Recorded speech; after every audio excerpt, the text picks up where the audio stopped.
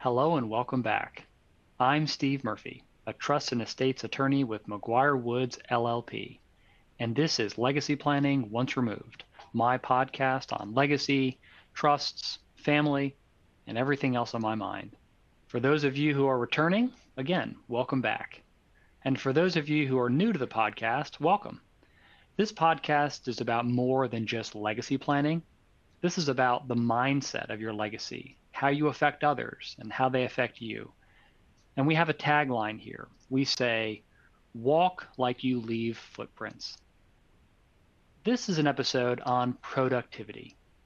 I'm talking about this because a lot of clients and colleagues and students are talking about it. I give presentations on productivity, and after that, people often ask me if I have some more materials. So here's one. But in this episode on productivity, I'm going to try to keep it relatively short. So forgive me if I'm moving quickly through these concepts. I'm happy to discuss more if you want to send me a note. So I understand why people think about productivity so much. We're all so busy. Ask someone about their day, and you get the same kinds of responses. My to-do list seems longer at the end of the day than the beginning. I'm constantly interrupted. I can't get anything done. I think we can all relate to those. So what do? Well, there are tons of books out there with new habits and approaches. But I'd say this, I think you already know what to do because you already have been practicing it for almost your entire life. And the answer, yes, is sports, the ultimate training ground. And more specifically, on this episode, we're going to talk about a few lessons from the sport of golf. The idea is that if you play golf, or if you do a golf-like activity, then you're going to understand some of these concepts we're talking about.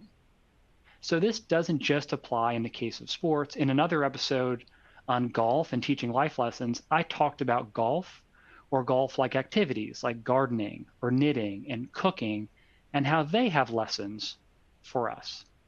So in this episode, even if you don't play golf, I think that these tips on productivity will resonate with you and you'll get a lot out of this episode. So on this episode, we'll go through the metaphor of golf.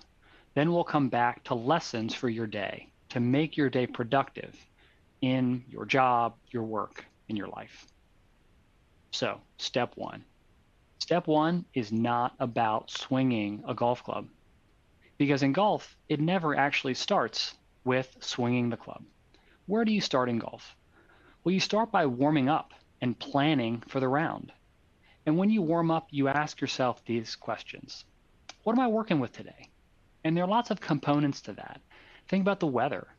Is it windy, rainy, sunny, hot?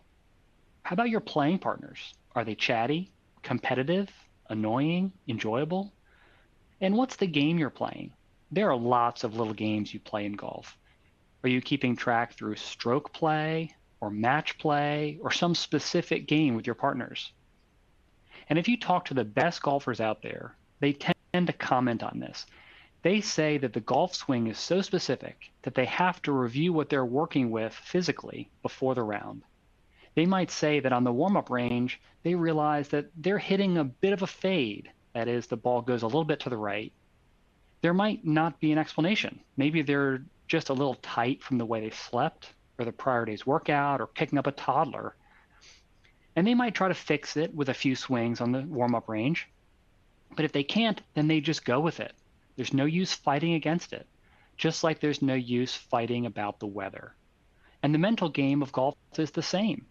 That day, the player might be distracted or stressed. So golfers do this all the time before they start their round. So how does this affect our work? Well, as we plan our day, let's ask the same questions. Pay attention. What am I working with today? How about my coworkers, my clients? Am I tired? Am I agitated? And what's the scoring here? How is this being measured?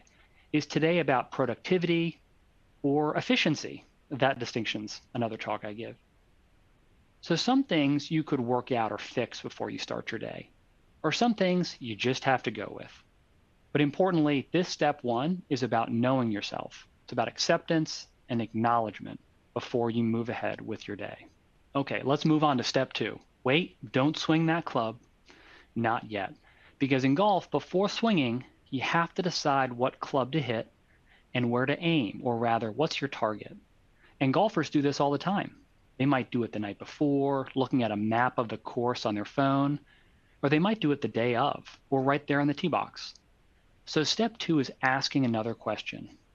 What does a good shot look like here for me? Seriously, great players ask themselves this question before hitting a shot. Let's break that down. Why is it such a great question? First, they ask, what's a good shot? Not a perfect shot, not a shot that will solve all of your problems, not a shot that will win the entire match with one swing. Because think about it, in golf, that kind of perfect shot doesn't exist. The perfect shot in golf is actually the hole-in-one, and the odds of that are very slim. For the average golfer, the odds of getting a hole-in-one are apparently about 1 in 12,500. But even if you hit that elusive hole-in-one, that's just helpful on that hole. It doesn't win the whole match. So secondly, the question asks about what does a good shot look like here? So it's about visualization. Really take a step back. Really picture that result. And lastly, for me, again, recall that by this time, you know what you're working with. You might not have your best stuff today. So this question is, what does a good shot look like here for me in my situation? So now let's apply this golf lesson to life. Let's look at that to-do list and ask, what does a good day look like here for me? Not what kind of day would solve all of my problems, not what project would erase my to-do list with one stroke of a pen. Really, what would a good day look like for me here? What projects? What conversations? And in later steps, we'll talk about how to identify those. And now, step 3. Wait, sorry, we're not swinging a club. Sorry, not yet. But the good news is, in this step, we're ready to be productive. Golf is a game of distance, or put another way, it's a game of proximity to the hole. So to be really productive in golf, you have to advance the ball towards the hole. But here, don't swing a club yet. There are several tees on a golf course. There are the back tees where the pros would play from, and then it moves forward from there. All of those tees are designed by the architect to be challenging and to approach the course how the architect envisioned. That is, all of those tees are actually a way to play and enjoy the golf course. And there's a USGA initiative started way back around 2010, and it's called Tee It Forward. And it says that most people play golf from too far back. They're making golf harder than it needs to be, and that gets in the way of their enjoyment of the game. And it turns out golf is hard enough to begin with. You don't have to make it harder. So what is a way to make the game more enjoyable while still playing golf and still having a challenge? Walk to the forward tees. I mean it, move up. Walk to a forward tee in golf. So what does that difference look like? Statistically, based on some research of average distance of golf courses, each tee is about 15% closer. But moving to the forward tee is still about being productive. You're advancing the ball. Sorry, writing out your to-do list is not being productive. Just like mapping out the golf course doesn't actually move the ball forward. But walking to the forward tee does advance the ball. And even better, it advances the ball without a swing, with no risk of hitting out of bounds. You just walk with the ball in your pocket. So how about that? Let's translate that to the working world. Start the day with walking to the forward tees. What does that look like? It's finding a project or conversation or task on your to-do list that is productive, low risk, easy, and gets you about 15% of the way towards your day. So it might be something like a task or a series of tasks of 1 hour and 15 minutes. Now, I want to clarify what I mean by easy. I don't presume to know how you do your job. So your job would not be easy to me or to a layperson. But it is easy to you, relatively speaking. Maybe there are tasks that you've done 1,000 times. Maybe there are tasks that you find interesting. And maybe there are tasks that have low barriers or obstacles to getting it done, just like walking to those forward tees. Whatever those tasks are in your to-do list, do those first for a period of time. Okay, so in this episode, we've covered the problem of being busy and being productive, and how golf might provide some answers or metaphors. And we've talked about step one, asking ourselves, what am I working with today? And then step two, asking, what does a good shot or day look like here for me? And then step three, walk to the forward tees. We like to close these episodes with a thought exercise. Take a moment, take a breath. Breathing is really important in sports and in golf, by the way. And look at that to-do list and that schedule in front of you and ask those questions.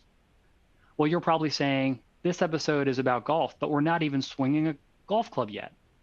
Well, that's for part two. For that, you'll have to wait for the next episode.